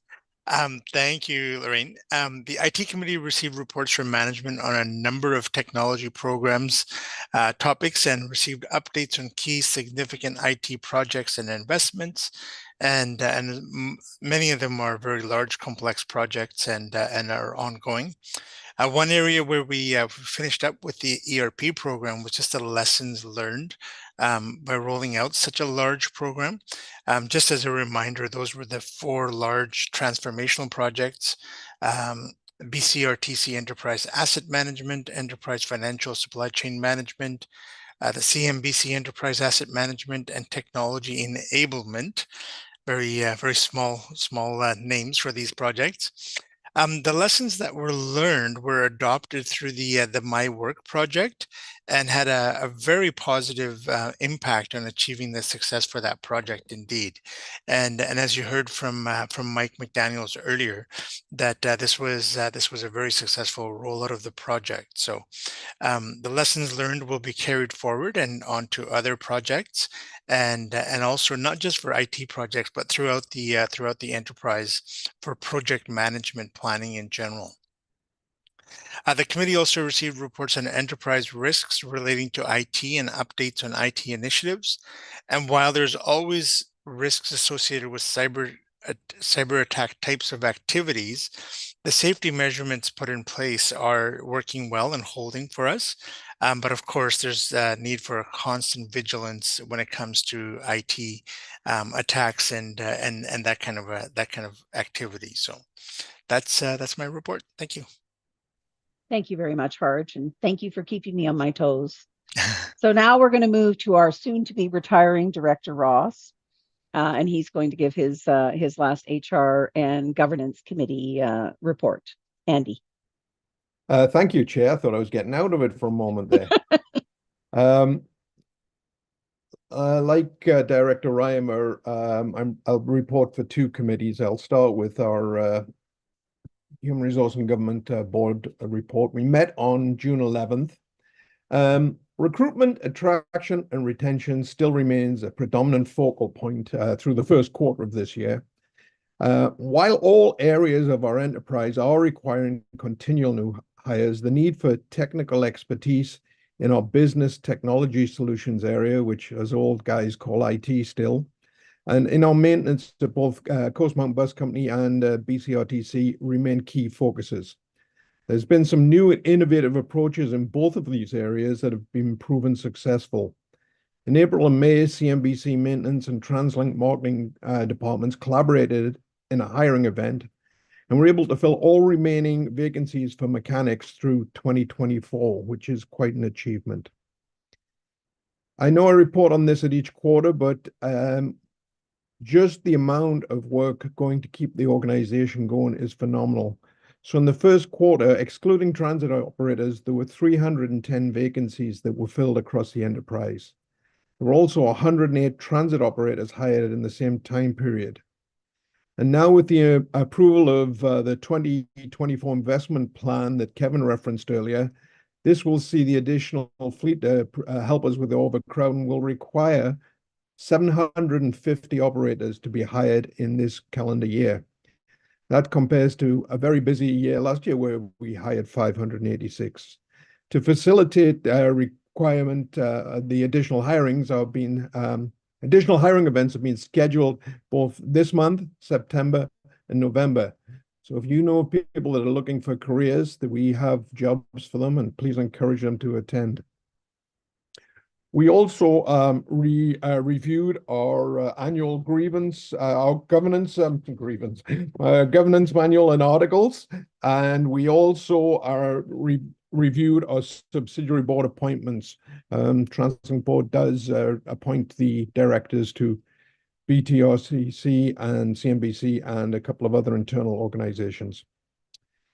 At our joint board meeting, which has got the wonderful title of the Joint Executive Compensation and Board Recruitment Committee, we reviewed our board skills matrix because at this time of year, we are taking through our screening panel applications for the vacancies on our board. I sound like a job promotion commercial here, but there is lots of opportunities, and we encourage people with an interest to check out. They can look online for the how to apply if they're interested in submitting their name for a TransLink director. On the legislative side, there is a new act, and TransLink has begun the preparation work to enable both TransLink, Coast Mountain Bus Company, BCRTC, and Transit Police to comply with the new BC Pay Transparency Act. This requires a report on employees' pay to be by gender identity to be submitted by November 1st. So just to assure everybody, all data collected in this will be secured in compliance with our privacy policies and our freedom of information, will be aggregated and normalized only for the purpose of the Pay Transparency Act, but will also assist in our equity, diversity, and inclusion as well. And employees do have the choice to respond as unknown or prefer not to say, but we are undertaking that. And finally, as has been reported, this will be my last report out on behalf of this committee. And I'd like to take the opportunity to thank all of the committee members, and especially all of the staff, both current and past, for their outstanding work in guiding and directing the activities of this committee and all other aspects of the board. It certainly has been my pleasure to participate with all involved. And that's my report, Chair. Thank you very much, Andy. All right. So that concludes item number 10. And the next item on our agenda is number 11, which is the transportation trends. And this is a report from Sarah Ross. So Sarah. Hello, thank you. Can you hear me okay? We can. You sound Okay. a little echoey, but you're pretty good. All right. I don't think I can do anything about that at this moment. So I would like to start by acknowledging and expressing appreciation for the leadership that Alon Elgar, Director of Research and Analytics, and his team have provided on the metrics and analysis in this report. If we can go to the next slide. Overall, ridership is a very important metric, and understandably, it gets a lot of attention. And for the last few years, much of our ridership reporting has been looking back, comparing our ridership to what it was before the pandemic, which has been really important. But also, per your direction, we are bringing forward a more comprehensive report on our ridership, looking at various aspects of ridership, looking forward, and drawing on a variety of measures that get at the customer experience. In recognition that TransLink isn't just a transit provider and that transit is one part of a broader transportation system, our transportation trends reporting also looks at other modes. In this report, I'm going to highlight a few things, and there's some further data in your package. Next slide, please. So to forecast ridership growth, we look at a variety of factors. And our assessment is that we've now settled into a new normal post-COVID, and the drivers of ridership growth are largely, how much is the population going to grow by? What is the composition of that population? How many international students? What's the age of the population? Where in the region is the population growing? What are the land use patterns? What's going on with the economy? Will the economy be growing, and by how much? How much tourism will there be? What will be the relative cost of taking transit compared to driving? Are we expanding transit service? Or is the transit service getting too crowded, and could ridership growth be suppressed? Last fall, we forecast that transit ridership growth would be about 235 million journeys in 2024. 6 months into 2024, we're tracking higher than forecast, and I'm expecting our ridership growth this year to be about 5% higher than it was in 2023, which is similar to the rate of ridership growth we were experiencing in the years 27 through 2019 before the pandemic hit. And I'll note that at that time, that was record-setting growth compared to anywhere else in North America. So the pandemic knocked us back a bit, but we're leading recovery. We are almost fully recovered, and I'd say we're back on the growth trajectory we were experiencing before. Next slide, please. As I've previously reported, total transit ridership is highest in the Vancouver UBC area and is growing fastest in the southeast area of Surrey and Langley's. And as a result, we're now experiencing substantial overcrowding in these two areas. And our automatic passenger count data from the buses reveal that around a quarter of all peak trips are exceeding our guidelines of what constitutes a bus at 100% capacity. Next slide, please. And we also hear this from our customers through our customer feedback channels and also through our ongoing survey work with customers. Our ratings on overcrowding are declining. We're back to where we were in 2018, 2019, with this most recent quarter being even lower. Now, we'll be monitoring that closely to see if that is sustained or whether we tick back up a bit once we start rolling out the service increases that were approved in the recent investment plan for this fall. Next slide, please. Across our system, we provide fairly reliable service most of the time, and it does fluctuate month to month. Our rail and handy-dart services have the highest levels of reliability, although you can see that from time to time, say West Coast Express, which is that purple line, does have a more noticeable drop if there's an issue with the track, for example. And although our bus reliability is lower, this is to be expected, given that the vast majority of it operates in mixed traffic conditions. You really can't compare the bus reliability to the rail reliability. And the more we can implement bus priority measures like bus lanes, the more reliable the bus service will become. Next slide, please. And although we don't see a marked trend in declining reliability in our bus data that we get from our bus systems, we are no longer enjoying the high marks we got on reliability in 2020 and 2021, when there was notably less congestion on the road, which and so the buses weren't slowed down as much then. But in Q1 of this year, we saw a dramatic drop in assessment of reliability. The snowy weather and the strike, which shut down bus service for 2 days in January, are quite possibly contributing to this lower score, and it will be important to see if that score comes back up a bit this quarter. Next slide, please. The data I've presented so far is all from our ridership data and feedback from customers. We also collect data from people who don't use transit. Whether someone uses the system frequently, only sometimes, or doesn't take transit at all, 90% or more agree that transit is very important to this region. Next slide, please.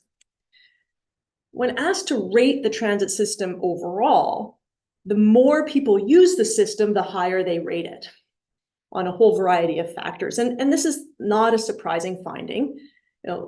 The biggest points of difference between transit customers and non-users are their assessments of how direct the service is, how long the trip will take, how frequent it is, and whether they feel safe from crime on the system.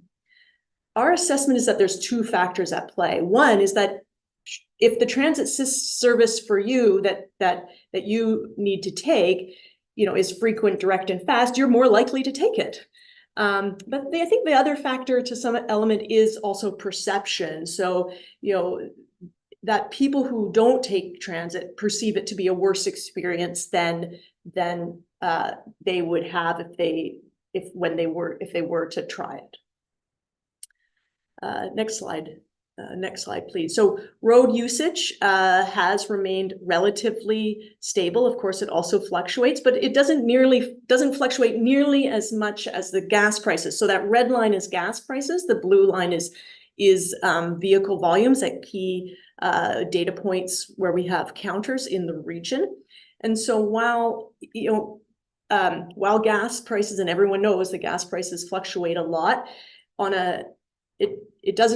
we don't see a corresponding change. Not to say that gas prices don't impact travel behavior, but travel behavior is slow to change, and people have set patterns, and they often just have to absorb those higher gas prices. Next slide, please.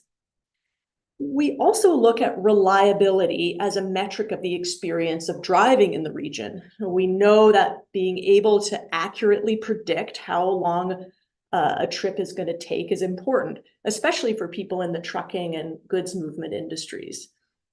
This is a list of a selection of longer distance driving trips in the region. So the yellow bar shows how much time the trip typically takes at off-peak times.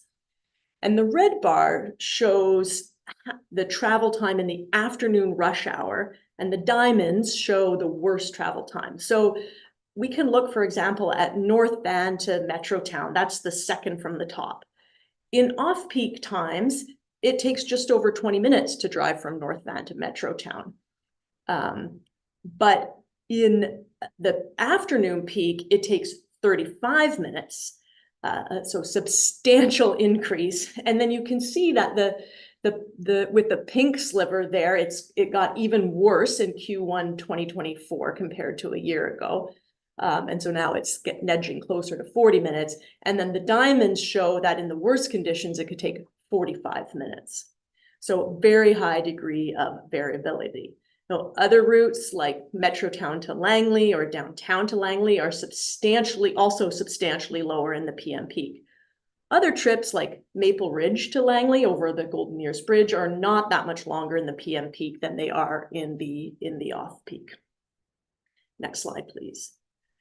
Tracking regional trends in active modes like cycling and walking has historically been quite difficult, particularly because these types of trips are often underreported in traditional travel surveys and are hard to capture from traditional traffic counters.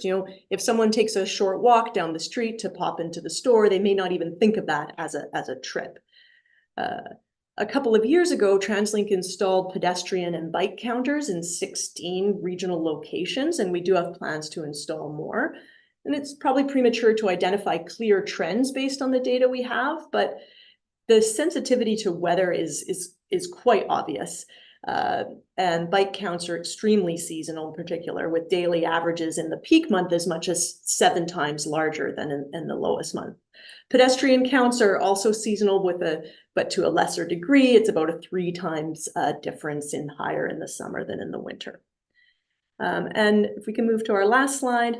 So we have a lot of data about usage and experience of the transit system, as well as other modes and broader transportation trends in the region. The quantities of usage, as well as the experience and perceptions, they're all important. And it's this data, these metrics, as well as other analytics that we have that form the basis of our analysis and recommendations for how to support excellent service today and to guide future investment. And with that, I conclude my report and am happy to take any questions. Thank you very much, Sarah. That's a really interesting report. And as you say, it helps us in our planning and envisioning what the region will look like. Are there any questions for Sarah? Director Chan. Thank you for the report, the slides provided, and also the report that was sent to us earlier. Just in looking at trends, we've recognized the impact that 120,000 newcomers arriving last year will have on our shared transportation system. And in addition to being transit users, I really want to recognize and acknowledge the many newcomers who are also contributors to our transit system as well and across the TransLink enterprise, whether that's newcomers contributing as frontline staff or contributing as our CEO. So the report that was provided to us shows that our overall boardings are still it looked like more than 10% below pre-COVID levels, despite the increased number of people that are coming to our region since then. And I know, as Mr. McDaniel explained to us earlier, there's sub-regional differences for the increased number of boardings.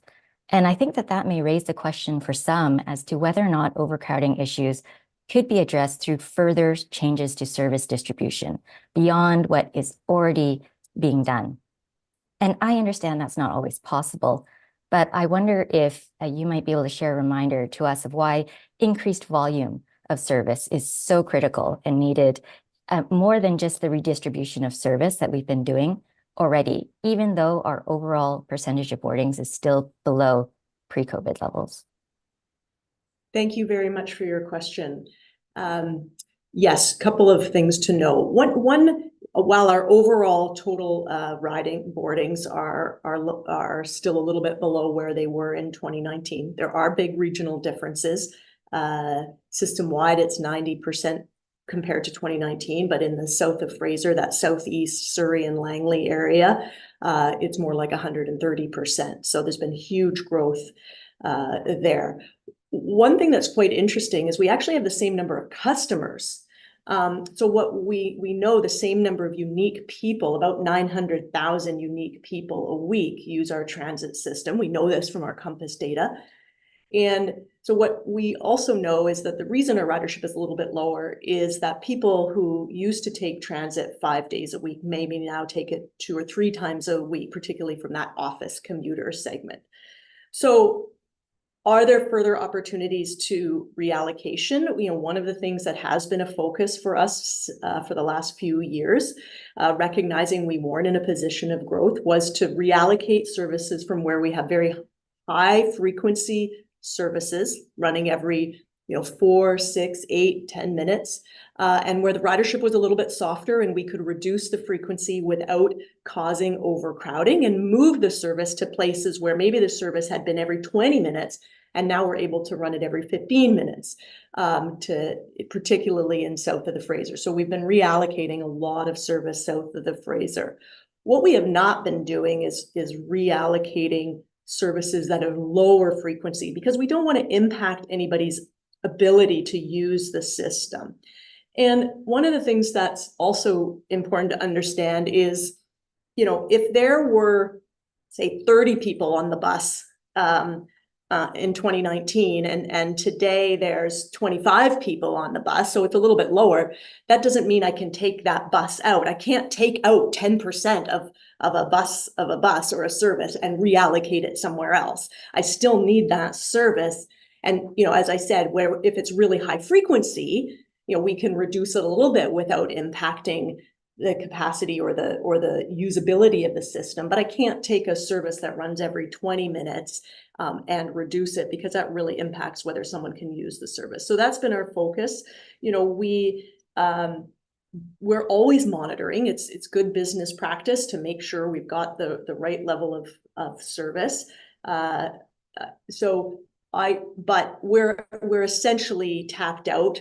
There may be a few places, but not at any scale. And that's why, we can't serve the overcrowding. We can't resolve this overcrowding through reallocation. We need increased service to be able to address it. We also need increased service to be able to increase the usability in places where the service is less convenient than we want it to be. And that's a big focus as well of our Access for Everyone plan. Thank you, Sarah. Any further questions for Sarah on her report? Well, I'm sure there'll be more to follow on this topic as we continue to monitor this. So thank you. So we're going to move on to item number 12, which is the HandyTart delivery model review. Thank you. So I'd like to start, right, we've got slides, thank you. Sorry, let me just get my right notes in front of me. I'd like to start by acknowledging and expressing appreciation for the leadership of Matt Craig, the Director of System Planning, and his team on this work. The purpose of this item is to brief the board on an initiative underway to review how our HandyDart service is delivered. Next slide, please. So the HandyDart delivery model review is a planning process that will result in a recommended delivery model for HandyDart starting mid-2026. At its core, this project is about how we deliver HandyDart service and who delivers it. And there's a lot we want to consider through this work. Most importantly, understanding what our customers value about HandyDart. We need to consider how we can best deliver the ambitions for the Access for Everyone plan within shifting financial landscapes. And we want to understand what's happening more broadly, such as best practices from our peers and innovations in the industry. Next slide, please. And we undertook a significant review of HandyDart in 2017, looking at policies that influence customer experience and the availability of trips. We also reviewed the service delivery model, including a public sector comparator financial analysis. Now, the outcome of this 2017 review was a change to a number of the policies and practices to improve the experience of taking HandyDart, things like extending the booking window to 4 p.m. the day before and establishing a travel training program. Another outcome was that TransLink retained the HandyDart registration function. So when people want to apply to be a HandyDart customer, and then we also assumed the responsibility for customer feedback. Prior to 2017, if a customer had a complaint or a commendation, it would go directly to the operator. Now that goes to within the TransLink enterprise to CMBC. That 2017 review also confirmed that the best approach to deliver HandyDart service, based on both ensuring a high quality of delivery of this quite complex service and also value for public resources, was to retain an external operator to manage the booking, dispatch, operations, and maintenance of vehicles. Reports on the 2017 review are available on our website under the board meeting packages from March, June, and December 2017. And it's now timely to undertake another review. A lot has changed in the industry since 2017. More options for on-demand transit, growth of transportation network companies, improved software for booking and service delivery. The population has grown significantly in our region, and TransLink has continued to invest in the accessibility of our conventional system and provide more support to better enable people with disabilities to use that system. And finally, the contract with the current service operator ends in mid-2026, which represents an opportunity to consider more significant improvements in how HandyDart service is delivered. This review is timed for completion well in advance of that to provide ample time for any changes that emerge through this review. Next slide, please. This is a classic planning process where we'll take a complex problem and break it down into steps to develop a solution. So we begin by defining the questions and developing objectives. Our top priority is to ensure that HandyDart is a high quality service for our customers that they can rely on and that gets them safely where they need to go so that all people with disabilities can fully participate in all the elements of life. Next, we'll develop options for delivery models drawn from industry best practice and compare our existing delivery model. So this includes considering the various components of service delivery, so including booking, dispatching, trip delivery, vehicle maintenance, and various permutations of each being delivered in-house or are contracted to another operator. And this option development is going to result in multiple alternatives for evaluation. And that, for context, that 2017 review considered at least 7. So we'll develop criteria to assess proposed delivery options through a multiple account evaluation, which will support decisions considering different important criteria or factors. And criteria are still under development, but they'll include categories that touch on service levels, service quality, customer experience, financial costs, and benefits. So for example, can the options deliver the needed service levels, including the expansion called for in the Access for Everyone plan? What impact would an option have on service factors such as responsiveness, safety, reliability? What impact would an option have on customer experience factors such as comfort and satisfaction? And these criteria will be developed through consultation with stakeholders, staff, the board. And then finally, we'll recommend a long-term delivery model and potential changes to service agreements, including responsibilities between TransLink, CNBC, and possible service providers. Throughout this entire process, we're engaging with customers and stakeholders. Next slide, please. Engagement has already begun. We've met with our HandyDart Users Advisory Committee and will continue to do so through this process. We've also met with members of the Save Our HandyDart Coalition. You'll recall the two individuals from that group were delegates to the board at the March meeting. We have since met with them. Through surveys, focus groups, and meetings, we'll also be consulting with HandyDart customers, people who represent customers, organizations that advocate for people with disabilities and for seniors, destinations that HandyDart customers frequently travel to, such as day programs and dialysis treatment centers, HandyDart operators and the ATU union that represents them, and also the general public. A successful process requires that we understand all perspectives on this topic, and engagement with customers and other stakeholders is going to be infused throughout this work. Our multiple account evaluation needs to include both technical analysis as well as understanding of the lived experience of our customers and all who depend on HandyDart in some way. Next slide, please. Our goal is to have this review completed by the end of this year. We'll be back to you in September with an update on the engagement, the criteria, the options that have been developed. And our intention is to report on our recommended approach and seek direction at the board meeting in December.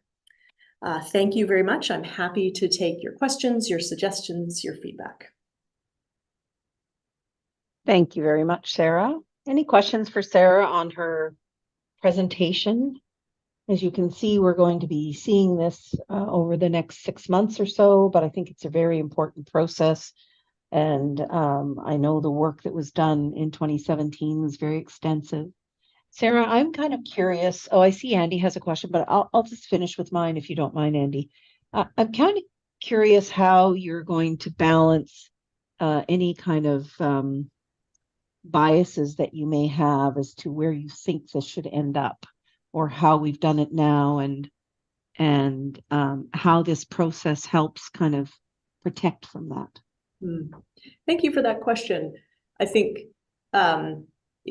we structure the planning process and we structure a multiple account evaluation process to be very clear about different objectives and different criteria, and then to assess each of those criteria and be very transparent about how different options may perform against different aspects, so that we're taking an objective approach to that. And then as staff, what we would do is bring forward that evaluation and assessment and look to policymakers for guidance on which of the criteria and the objectives are the most important. And you want to you want to weight them in your decision making. And so the purpose of that is that, if there are biases or perspectives or preconceived notions, one, we can assess those in a structured way, but then also we can be transparent so it's clear what different factors in an evaluation we may want to evaluate. And we may find that, sometimes there are certainly some of the options will likely just be eliminated because they, be obvious to not proceed because they don't perform the best on any option, on any of the criteria. We may get to a place where we have two options and option one performs better on this criteria and option two performs better on that criteria. And then it will become down to an assessment of which criteria is the most important, or how much risk, where is the board interested in carrying risk or not. Thanks, Sarah. Director Ross. Thank you. It sort of is on the same theme as you've just addressed, but just looking at your report, the review is intended to help answer the 4 questions you posed. I think the first 3 we can all nod our heads when we look at best delivery mechanisms, how to mix the trips, new technologies. But I think you've just hit on in your comments the operational side and how we evaluate it. I like and support the idea of this multiple account evaluation. I guess my concern is while you're saying evaluated, weighting, especially on the subjective values, can be very difficult. And I note that in the 2017, there was a public sector financial comparison, which is very easy, and it lends itself to two things. One, usually it's cheaper to pay a contracted out service for labor costs, but it also provides a profit margin for a private contractor as well. So how we evaluate those things will become very an interesting discussion. But I think the evaluation of customer experience, which we place high on all of our TransLink and transit evaluations on our conventional system, really needs to be taken into account in, however this has ended up weighting. So sometimes cost versus value is not the same thing. So I'm hopeful that as we get into this and we take a real hard look and look at what the best solution is for ongoing satisfaction for those people that need to use this service, rely on this service, and make it the best experience possible. So I'm a little upset that I'm not going to be around to see the end of this report, but I will be following it as you roll it out. So thank you for the work in developing the process. Thanks, Andy. Any other questions for Sarah in regards to this step one of this process? All right. Well, thank you, Sarah. I think everybody supports the process that you're going to unfold, and we'll look forward to the subsequent updates as they come along. Thank you. All right. Thank you. All right, we're going to move to item number 13 on our agenda, which is our consent agenda. No directors asked for any items to be pulled out. So I'll take a mover and a seconder to approve the agenda. Thank you, Andy. Thank you, Tracy. And all in favor of the consent agenda as presented? Thank you very much. So that concludes this meeting. And so I appreciate everybody's attendance, all the good questions, the reports, and so I'll take a motion to adjourn. Thank you. Thank you, Harj. All in favor?